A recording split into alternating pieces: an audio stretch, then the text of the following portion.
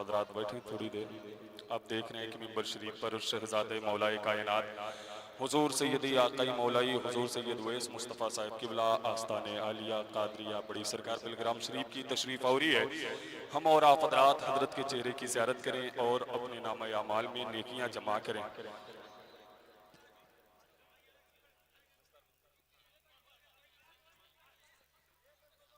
اب بلا تاخیر ہم اور آپ حضرات وہ پرکیف منظر اپنے ماتھے کی نگاہوں سے ملاحظہ کریں گے کہ جس کے لیے ہم اور آپ حضرات تشریف فرما ہے.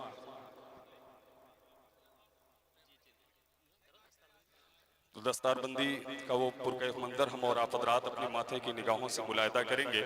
دارالعلوم محمدیہ کوئری پور سے فارغ ہونے والے وہ 5 طلبہ اکرام جن کے سروں پہ شہزادے مولائے کائنات کے ہاتھوں سے جشن دستار حفظ قرآن رکھا جائے گا. پہلا نام حافظ محمد جاوید ابن علی رضا. حافظ محمد جاوید ابن علی رضا جونپور. تمامی حضرات بیٹھے رہے محمد جاوید ابن علی رضا جونپور. اور دوسرا نام حافظ محمد سیف انصاری ابن محمد حفیظ.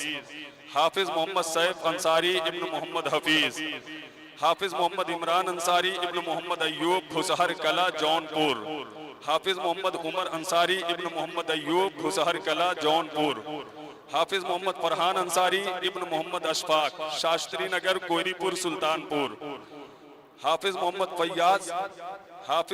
فیاض ابن محمد ہارون انصاری فرما پور سلطانپور.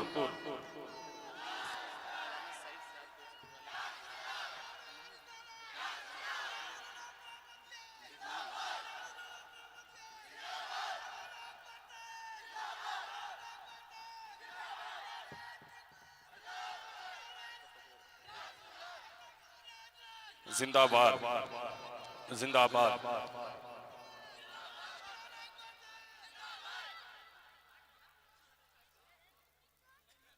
حضرات یہ دستار بندی کا پرکیف منظر آپ حضرات نے اپنے ماتھے کی نگاہوں سے ملاحظہ کیا ہے اور حضور سید صاحب قبلہ کا نصیحت آمیز گفتگو ہمیں آپ حضرات کو سماعت کرنا ہے. جن حضرات کو سلسلے عالیہ قادریہ میں داخل ہونا ہے میں ان حضرات سے گزارش کروں گا کہ وہ بھی قریب آگر کے بیٹھ جائیں.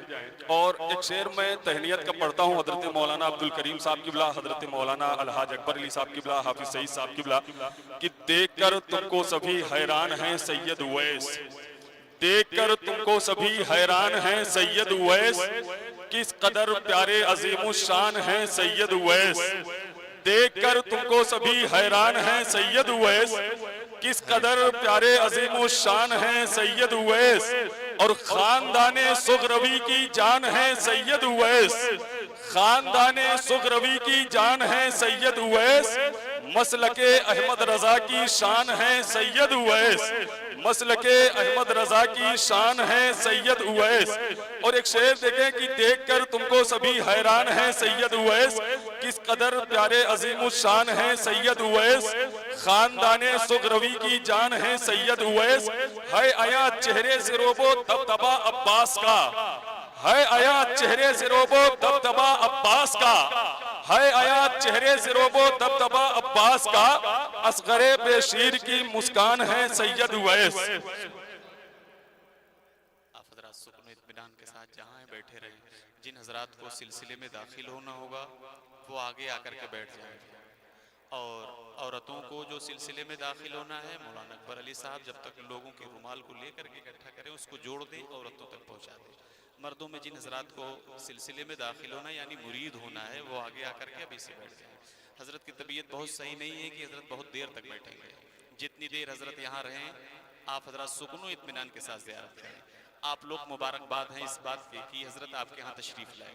یہ مولانا اکبر علی صاحب کی محبتیں تھیں اور حضرت کی طبیعت اتنی اچھی نہیں تھی کہ کوئری پور کی سرزمین پہ آتے.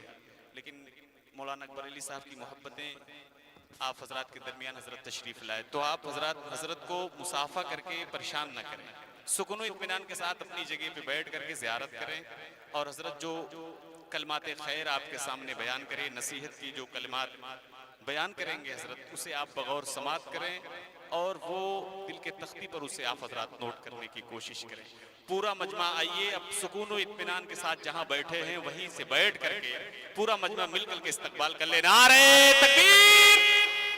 بس شور تو اتنا مچا رہے ہیں لیکن نعرہ نہیں لگا پا رہے ہیں. نعرہ تکبیر، نعرہ رسالت، جلسہ دستار بندی، مسلک اعلیٰ حضرت علماء اہل سنت، جانشین حضور فاتح دلگرام. نعرہ تکبیر، نعرہ رسالت. ذرا سنبھل کے فقیروں پہ تبصرے کرنا، ذرا سنبھل کے فقیروں پہ تبصرے کرنا. یہ لوگ پانی بھی سوکھی ندی سے لیتے ہیں.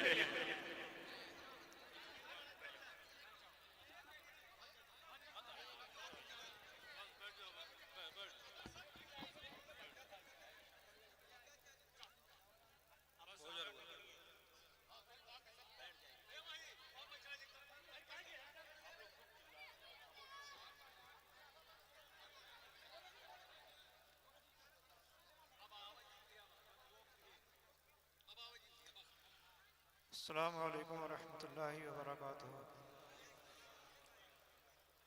درود شریف پڑھیے. اللہم صلی علی سیدنا مولانا محمد معدن الجود والکرم وعلی آلہ واصحابہ وبارک وسلم. صلاۃ وسلام علیک یا رسول اللہ صلی اللہ تعالی علیہ وسلم. بیٹھ جائیے، بیٹھیں، بیٹھیے. کوئی آدمی کھڑا نہیں رہا، بیٹھیے. بالکل خاموش ہو جائیے.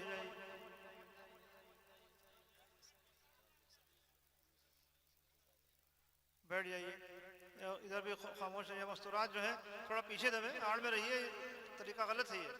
آڑ میں رہیے آپ لوگ. اپنا اپنا چہرہ ڈھکے آڑ میں رہیے.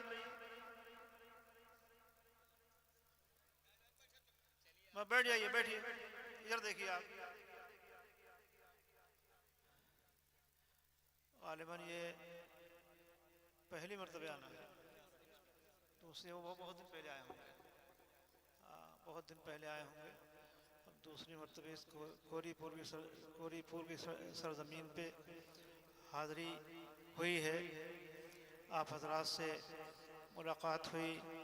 آپ کی محبت، آپ کی عقیدت دیکھ کر کے خوشی ہوئی. ظاہر سی بات ہے خوشی ہوتی ہے کہ آپ اتنی عقیدت سے آ رہے ہیں، مل رہے ہیں، مصافحہ کر رہے ہیں.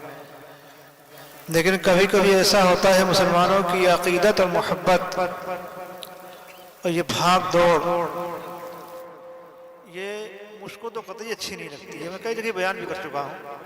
لیکن جب تک مرض ختم نہ ہو جائے اس وقت تک دوا دی جاتی ہے.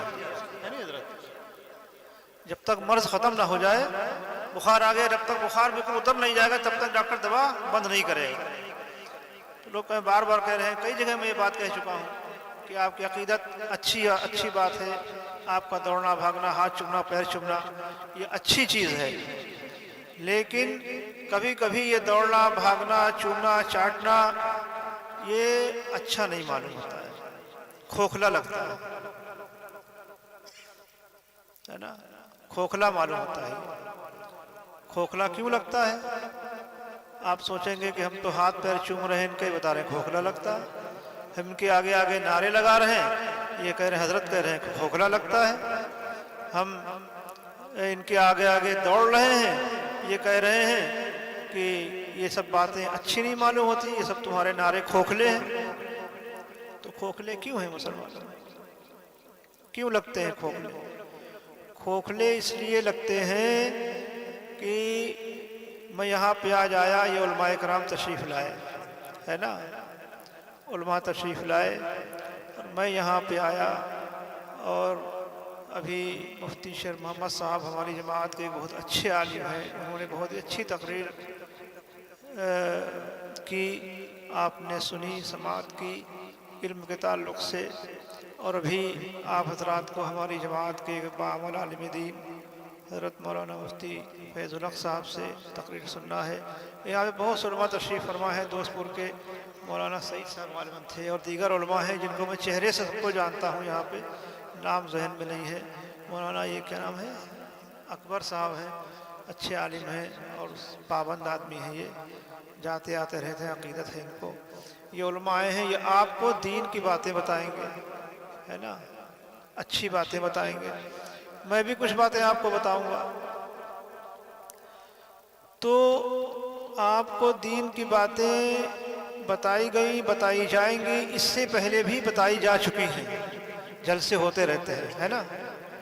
दीन की बातें बताई जाती रहती हैं कि आपको किस तरह से रहना है, कैसे अपनी ज़िंदगी गुजारना है, किस तरह से आपको अपने मामलात जो दरपेश आए उनको किस तरह से आपको संभालना है, आपको अपने घर में किस तरह से रहना है, आपको लेन देन, ख़रीद फरोख्त, चलना फिरना, उठना बैठना, पड़ोसी के साथ आपका सलूक, अपने माँ बाप के साथ में आपका सलूक, अपने रिश्तेदारों के साथ में आपका सलूक, आप उसके बाद हुकूकुल्लाह सबसे पहले हैं, उसकी अदायगी, आप इस सब चीज़ों की अदायगी किस तरह से करते हैं, है ना।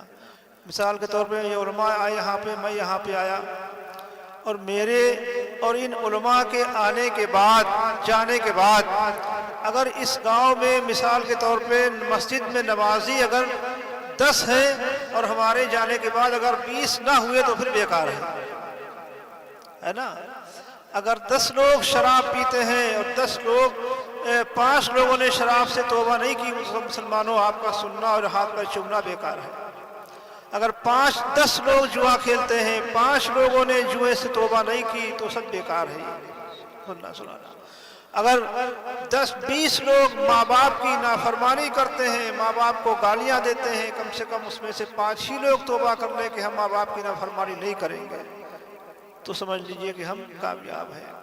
तो इसीलिए ये नारे खोखले लगते हैं कि तुम मेरे आगे आगे कूद के नारे लगा रहे हो, मेरे पैरों को चूम रहे हो, मेरे हाथों को चूम रहे हो, और घर में तुम्हारी बूढ़ी माँ तुम्हारे 2 मीठे बोल के लिए तरस रही है ना।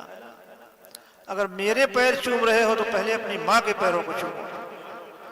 मेरा इस्तेमाल कर रहे हो, नारे लगा रहे हो मेरे आगे कूद कूद के, तो पहले अपने बूढ़े बाप का एहतराम करो, है नहीं।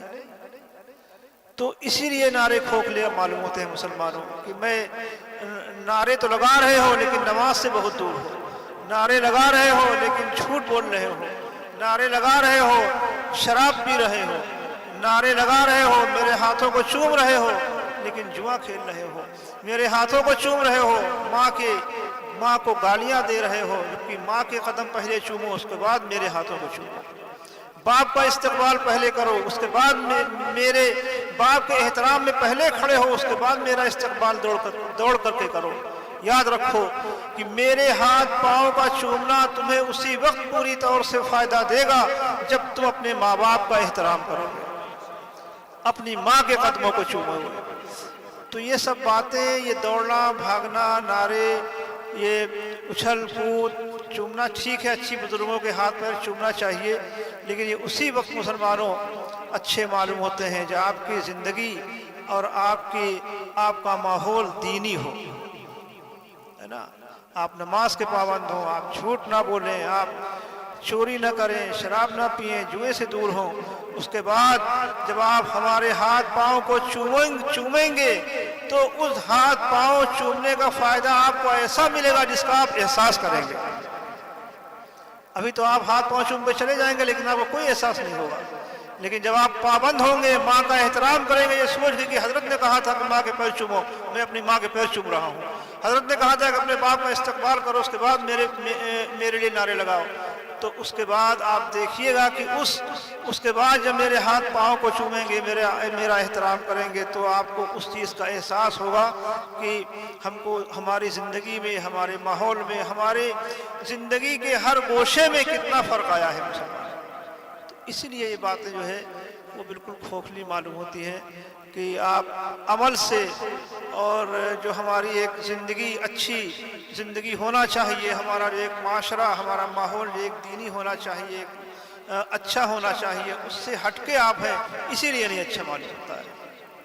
तो अल्लाह ताला हमें और आपको अमल की तौफीक अता फरमाए। और सबसे मैं ज़्यादा देर रुक नहीं पाऊँगी, मेरी तबीयत बिल्कुल सही नहीं है। तो मौलाना अकबर साहब बहुत अक़ीदतमंद हैं, इनको मैं बहुत दिन से 20 साल हो गया ये आते जाते हैं, मैंने इनसे वादा कर लिया था, इसलिए मैं हाज़िर हो गया और आप लोगों की मोहब्बत अक़ीदत मुझे खींच लाई। ورنہ تو شاید دوسری جگہ ہوتا تو میری طبیعت اس طرح سے نہیں تھی، میں انجیکشن لگوا کے راستے میں دوا کھا کے تب آیا ہوں یہاں پہ، تو بیٹھ نہیں پاؤں گا۔ سب سے آخری بات یہ ہے مسلمانوں کہ اپنے ہمارے پیر و مرشد نے جب مجھے گدی پہ بٹھایا، سجادہ نشین بنایا، تو اس وقت نصیحت کی تھی، بہت سی باتیں تھیں لیکن وہ میں ذکر نہیں کروں گا۔ انہوں نے ایک نصیحت کی تھی کہ جہاں کہیں بھی جانا اپنے مریدین، متوسلین، معتقدین میں یہ اعلان کرتے رہنا کہ مسلک اعلیٰ حضرت پہ مضبوطی سے قائم رہے، ہے نا، مسلک اعلیٰ حضرت پہ مضبوطی سے قائم رہے۔ میرے جد اعلیٰ سید محمد صاحب و دعوت الصغریٰ واسطہ بن گرامی رحمۃ اللہ تعالیٰ علیہ خواجہ صاحب کے زمانے میں آئے تھے۔ اس وقت سے جو ہمارا عقیدہ ہے وہی اس وقت جس کو ہم امتیاز کے لیے مسلک اعلیٰ حضرت کہتے ہیں، اس پہ مضبوطی سے قائم رہیں، یہی ہمارے بزرگوں کا عقیدہ تھا، یہی حق ہے، یہی سچ ہے۔ اسی پہ چل کے انشاءاللہ تبارک و تعالی ہماری دنیا اور آخرت بنے گی۔ تو ابھی مفتی فیض الحق صاحب کی تقریر ہوگی، اس کو آپ سماعت کریں، سنیں، اور جیسا میں نے کہا ہے کہ جو باتیں علماء سے سنیں اس پہ عمل کرنے کی کوشش کریں، اور جو لوگ عمل کریں اس کے بعد دوبارہ میں جب آؤں تو مجھے اس بات کا احساس ہو کہ میں 1 سال پہلے آیا تھا اور اب 1 سال کے بعد آ رہا ہوں، پہلے اور اب میں فرق کیا ہے۔ چاہے اس قصبے کے لوگ ہوں، چاہے دوسرے گاؤں سے لوگ آئے ہوں، سب اس بات کو اپنے ذہن میں آپ ذہن نشین کر لیجئے، بٹھا لیجئے کہ انشاءاللہ تبارک و تعالی آج سے ہم جو بھی باتیں بتائی گئی ہیں اس پہ عمل کرنے کی کوشش کریں گے۔ اور مدرسے کی بھی بنیاد رکھی گئی پیچھے، اس میں آپ حضرات بڑھ چڑھ کے حصہ لیں، جو بھی ہو سکے اس میں تعاون کریں کہ اللہ تعالیٰ جلد سے جلد اس کو تعمیری کام اس کا پورا ہو سکے، تاکہ اس میں جو ہے قاعدے سے تعلیم ہو، بچے پڑھیں۔ ظاہر سی بات ہے ابھی اتنی اچھی تقریر آپ حضرات نے علم کے تعلق سے سماعت فرمائی، اور سبھی لوگ جانتے ہیں کہ علم روشنی ہے نا، علم جو ہے وہ روشنی ہے اور جہالت تاریکی ہے، اندھیرا ہے۔ اور آپ کوئی بھی علم پڑھیں، چاہے آپ کالج میں جائیں، چاہے آپ کسی یونیورسٹی میں جائیں، چاہے کسی مدرسے میں جائیں، لیکن ایک بات دماغ میں رکھیے گا، بیٹھو، ایک بات دماغ میں رکھیے گا، ہے نا، کہیں بھی جائیں پڑھنے کے لیے، کسی کالج میں جائیں، کسی مانٹینسری اسکول میں جائیں، انگلش میڈیم اسکول میں جائیں، ہندی میڈیم میں جائیں، اردو میڈیم میں جائیں، کسی بھی کالج، یونیورسٹی، مدرسے میں جائیں، ایک بات دماغ میں رکھیے گا تو آپ ثواب کے مستحق ہو جائیں گے، ہے نا۔ وہ کیا ہے کہ میرے آقا نے فرمایا ہے کہ علم حاصل کرو، ہے نا۔ علم تو سبھی ہے، چاہے وہ انگلش کی ہے، چاہے وہ آپ عربی پڑھیں، چاہے فارسی پڑھیں، چاہے اردو پڑھیں، چاہے انگلش پڑھیں، چاہے ہندی پڑھیں، سب علم ہے۔ تو آپ کوئی بھی علم حاصل کریں، یہ سوچ لیں کہ میرے آقا نے فرمایا ہے، سب سے مقدم تو علم قرآن ہے، تو آپ سوچ لیں کہ میرے آقا نے فرمایا ہے کہ علم حاصل کرو، تو میں اپنے آقا کے فرمان کو پورا کر رہا ہوں، تو آپ ثواب کے مستحق ہو جائیں گے۔ اور جب آپ یہ سوچ لیں گے کہ میرے آقا نے فرمایا ہے کہ علم حاصل کرو، اس لیے میں پڑھ رہا ہوں، علم حاصل کر رہا ہوں، تو اس علم میں برکت بھی ہو جائے گی، ہے نا۔ تو یہ سب باتیں ہیں، علماء نے آپ کو بتا، میں تو زیادہ نہیں بتا سکتا ہوں، مفتی صاحب نے نہیں بتایا، ابھی حضرت بھی بتائیں گے۔ ان سب باتوں میں پوری طرح سے عمل کریں، اور پھر میں دہرا رہا ہوں کہ مسلک اعلیٰ حضرت پہ بہت مضبوطی سے قائم رہے۔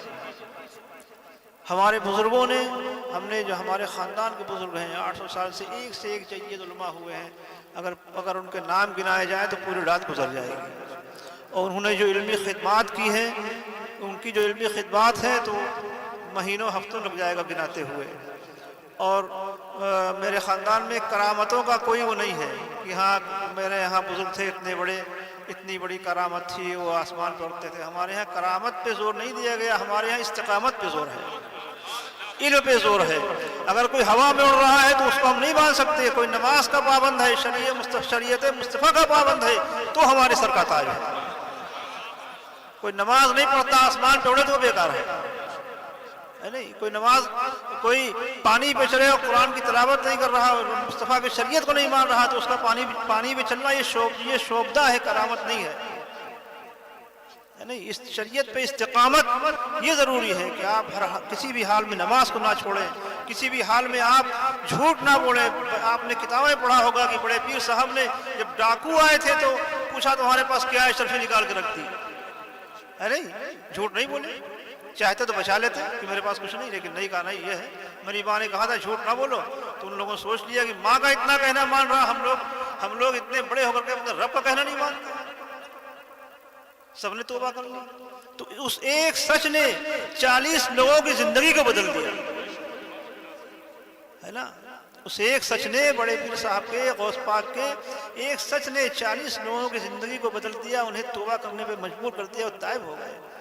تو اس اتنے مجمع میں سے اگر کوئی ایک آدمی سچے دل سے توبہ کر لے گا کسی گناہ سے اور زندگی بھر اس گناہ کے پاس نہیں جائے گا تو یقین مانیے کہ بہت سی اس طرح کی روایتیں اور حکایتیں موجود ہیں کہ اس ایک آدمی کی سچی توبہ پورے جلسے کے لیے ذریعہ نجات بن سکتی ہے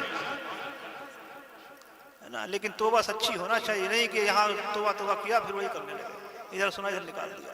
آج توبہ کریں، انشاءاللہ ہم نماز پڑھیں گے تو کبھی بغیر کسی عذر شرعی کی نماز قضا نہ ہو. کہ ہم جھوٹ نہیں بولیں گے تو جھوٹ کچھ بھی ہو جائے جھوٹ نہیں بولیں گے. شراب نہیں پئیں گے کچھ بھی ہو جائے شراب نہیں پئیں گے. جوا نہیں کھیلیں گے کچھ بھی ہو جوا نہیں کھیلیں گے. ماں باپ کا احترام کریں گے تو کرتے رہیں گے، کچھ بھی ہو ان کا ادب کریں گے. تو ان سب باتوں سے توبہ کریں گے تو انشاءاللہ تبارک و تعالیٰ دیکھیے آپ کی زندگی میں کیسا بدلاؤ آتا ہے، کیسی برکت ہوتی ہے، کیسا اچھا ماحول ہوتا ہے. ظاہر سی بات ہے جب انسان برائیوں سے دور ہوتا ہے تو ایک اچھا ماحول پیدا ہوتا ہے، اچھا سماج ہوتا ہے، لوگ دیکھ کر کے اس کی تعریف کرتے ہیں نا. اللہ تعالیٰ اور اس جلسے کو قبول فرمائے اور اس مدرسے کو خوب ترقی عطا فرمائے. مولانا اکبر صاحب جو کام کر رہے ہیں، ان کی کمیٹی کے لوگ ہیں، ان کے ساتھ جو لوگ پڑھاتے ہیں، جو محنتیں کر رہے ہیں، اللہ ان کی محنتوں کو قبول فرمائے. جو بھی ان کے منصوبے ہیں اللہ تعالیٰ ان کو پورا فرمائے. اور یہ بچے جو فارغ ہوئے ہیں اللہ تعالیٰ ان کو دین کا سچا خادم بنائے. سب کی جان مال عزت آبرو کی اللہ تعالیٰ حفاظت فرمائے. سب کا ایمان میں، عمل میں، کاروبار میں، رزق میں اللہ تعالیٰ خوب برکتیں اور ترقیاں عطا فرمائے. ہمارے پورے ملک میں، پورے دیش میں اللہ تعالیٰ امن، سکون، شانتی کا ماحول عطا فرمائے. اس پورے قصبے، پورے گاؤں کوئری پور پہ اللہ تعالیٰ اپنی رحمتیں نازل فرمائے. سب کی اللہ تعالیٰ حفاظت فرمائے اور ہم سب کا خاتمہ اللہ تعالیٰ ایمان فرمائے.